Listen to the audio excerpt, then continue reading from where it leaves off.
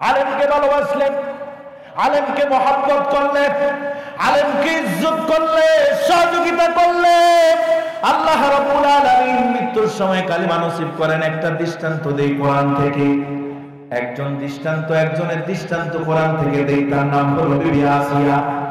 আছে না নাই? ফেরাউনের স্ত্রী, কাট্টা কাফের, এই পৃথিবীতে সবচেয়ে বড় সৈন্য শাসক, মুসা পয়গম্বরের সবচেয়ে বেশি কষ্ট দিয়েছিল ফেরাউন। এই ফেরাউনের বিবির নাম হলো আসিয়া। এই বিবি আসিয়া মৃত্যুর সময় কালেমা নসিব হলো, জান্নাত দেখলো। জান্নাত দেখে দেখে দুনিয়া থেকে বিদায় নিল। কেমনে নিল? বিবি আসিয়া হযরত মুসা কালিমুল্লাহ ছোট্ট মানুষ, মায়ের গর্ভ থেকে দুনিয়াতে আসলো। লক্ষ লক্ষ পুত্র সন্তানকে ফেরাউন হত্যা করলো যাতে করে মুসা পয়গম্বরের জন্মই না হয়। কিন্তু আল্লাহর হুকুম, আল্লাহর আইন, আল্লাহর ইচ্ছা, এটাই দুনিয়াতে বাস্তবায়ন করা হবে।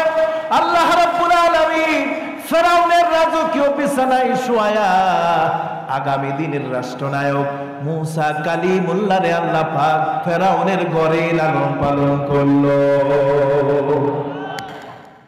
মুসা আলাইহিস সালাম ছোট মানুষ, মায়ের উপরে ইলহাম হলো, ওহী আসলো যে একটা সিন্দুক বানাও।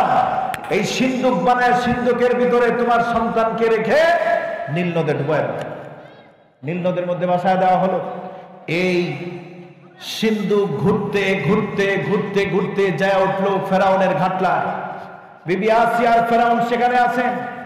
এই ঘাটলার মধ্যে যখন সুন্দর এই সিন্দুক দেখলো, খোলার পরে পূর্ণিমা চাঁদের মতো ফুটফুটে শিশু মুসা পয়গম্বর সেখানে শুয়ে আছেন। সুবহানাল্লাহ।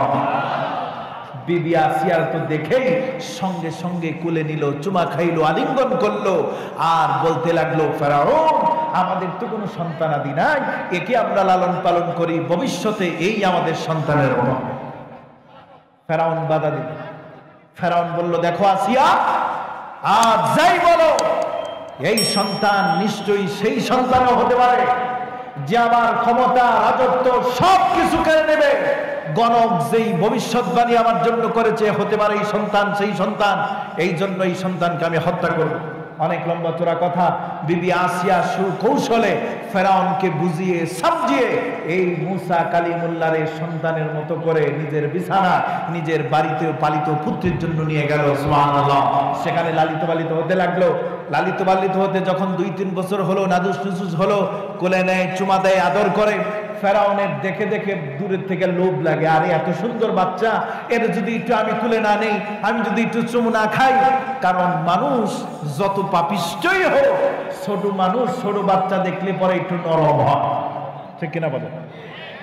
তো মুসা আলাইহিস সালাম পয়গম্বর, ছোট থেকেই তো পয়গম্বর। ফেরাউনের খুব দিলের ভিতরে আউট জাগছে যে একটু আছে কোলে নিয়ে একটা চুমা দেয়। কোলে নেওয়ার জন্য যখন কোলে নিচে হাত বাড়াইছে, এবার যখন চুমু খেতে যাবে, পয়গম্বরী চর বাম হাত দিয়া বাম গালে, ফেরাউনের গালে এমন জোরে চর মারছে, একটা চরের ওজন 40 মণ হয়ে গেছে। ছোট্ট মানুষ এত ওজনের চর দিছে। ফেরাউন কয়, আসিয়া রে, আমি আগেই বলছিলাম এটা কোনো সাধারণ সন্তান না, এটা কিন্তু হেমান। আমার বুঝ ছাড়া, আমার যা বুঝার বুঝে গেছি, আজকে আমি আর ওরা আস্ত রাখবো না, দুনিয়াতে রাখবো না, ওরা আমি শেষ করে দেব। ফেরাউন মুসাকে হত্যা করবে। এমত অবস্থায় বিবি আসিয়া কৌশল করলো, আচ্ছা দেখো, যদি এই সন্তান শিশু বাচ্চা অন্য 8-10টার মতো হয়, আর যদি না হয়, তাহলে এটা বোঝার মতো একটা তরিকা আমার কাছে আছে। কি? যে তুমি একটা কয়লার আগুনের আংরা আনো আর একটা স্বর্ণের টুকরা আনো, এই দুটো এনে সামনে রাখো। যদি সত্যিকার অর্থেই অসাধারণ কোনো শিশু হয়, তাহলে সে আগুনে হাত দিবে না, আগুনের মধ্যে হাত দিবে। আর যদি সাধারণ শিশু হয়, তাহলে সে আগুনের মধ্যে হাত দিবে না, আগুনের মধ্যে হাত দিবে। আর যদি অসাধারণ হয়, তাহলে সোনার মধ্যে হাত দিবে। পরীক্ষা হয়ে যাবে। পয়গম্বর মুসা আলাইহিস সালাম সামনে আনা হলো।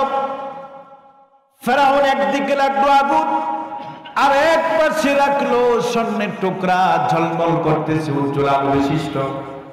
কিন্তু মুসা পয়গম্বর ছোট হলেও তো পয়গম্বর, তিনি হাত বাড়ায় দিয়া ওই স্বর্ণের দিকে যখন হাতটা বাড়ায় দিলেন, আল্লাহ পাক জিব্রাইলকে ডাক দিয়া বলেন, জিব্রাইল, যদি স্বর্ণের ভিতরে মুসার হাতটা চলে যায়, সঙ্গে সঙ্গে আমার পয়গম্বরের দুনিয়ার জিন্দেগি খতম হয়ে যাবে।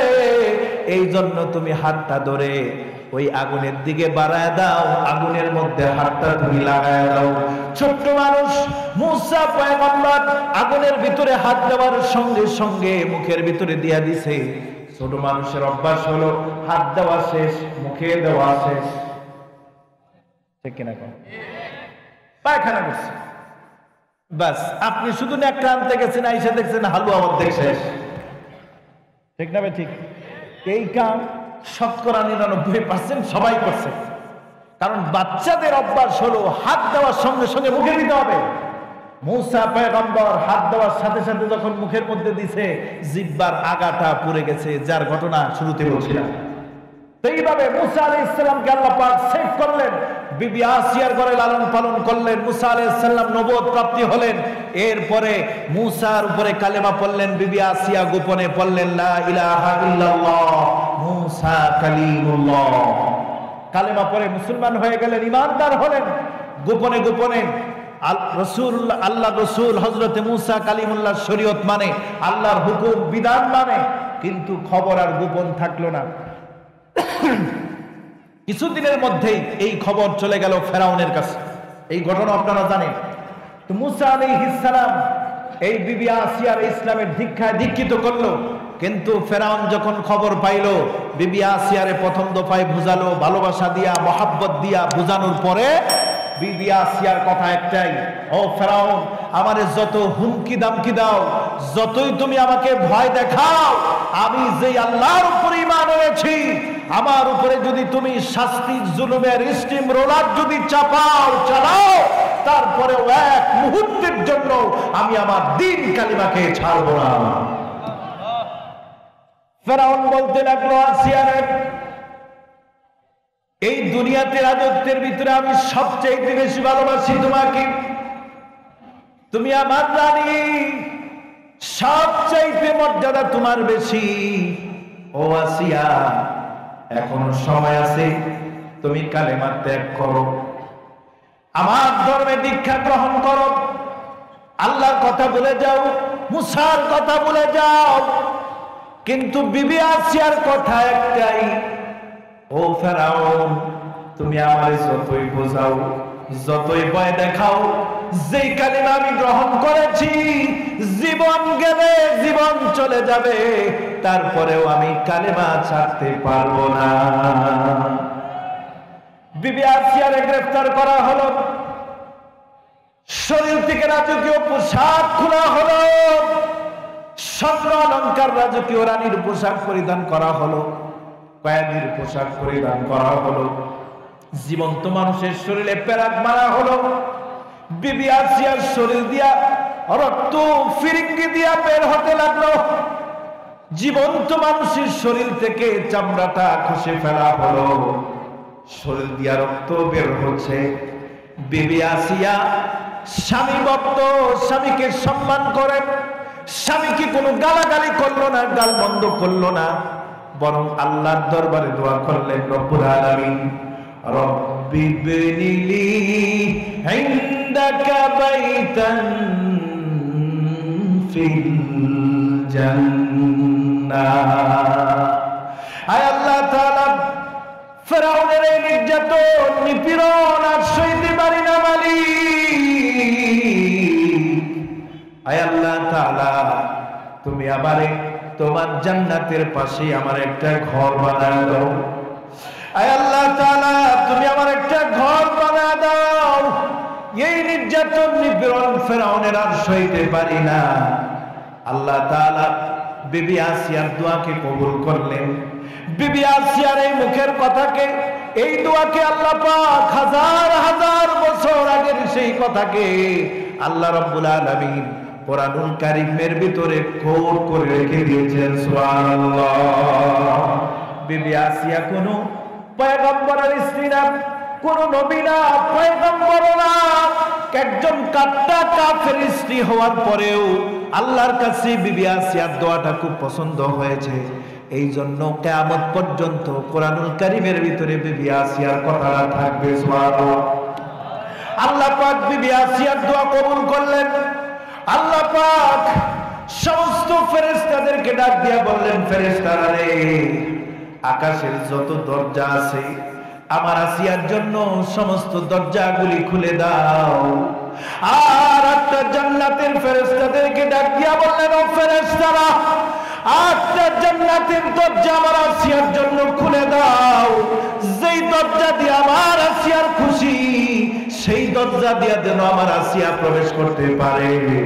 এই হুকুম দেওয়ার সঙ্গে সঙ্গে বিবি আসিয়া পড়ে লা ইলাহা ইল্লাল্লাহু মুসা কালিমুল্লাহ কালিমা পড়ার সঙ্গে সঙ্গে বিবি আসিয়ার রূহ কবজ হয়ে গেল। আল্লাহ রাব্বুল আলামিন বিবি আসিয়ারে জান্নাত দেখায়া দেখায়া জান্নাতের মালিক বানায়া দিয়েছে। সম্মানিত ভাইরা, বিবি আসিয়ার ঈমান ছিল, আমল ছিল, পয়গম্বরের সম্মান করেছিল। এই জন্য আল্লাহ রাব্বুল আলামিন বিবি আসিয়ার জবানে কালেমা নসিব করেছেন। সুবহানাল্লাহ। এখন বলতে পারেন, হুজুর কোথায় মুসা কালিমুল্লাহ পয়গম্বর আর কোথায় আলেম ওলামা? রাসূলুল্লাহ বলেছেন, আল উলামা ওয়ারাসাতুল আম্বিয়া। আমি থাকবো না, কিন্তু আমার ওয়ারিস উলামায়ে কেরাম থাকবে। কিয়ামত পর্যন্ত যত আলেম আসবে, যত মুফতি আসবে, যত মুহাদ্দিস আসবে, যত হাফেজ আসবে, তাদেরকে যদি সম্মান করো, মহব্বত করো, তাদের সাথে যদি ভালোবাসা রাখো, তাদেরকে যদি হাদিয়া দাও, মুসাফা যদি করো, আমি নবী মুহাম্মদুর রাসূলুল্লাহর সাথে মহব্বত রাখা হলো, আলো রাখা হলো, হাদিয়া দেওয়া হলো, মুসাফা করা হলো। এই জন্য আমার ওয়ারিস দুনিয়াতে যতদিন পর্যন্ত উলামায়ে কেরাম থাকবে, তারা নবী না, কিন্তু নবীদের মতো তারা হলেন নবীদের ওয়ারিস।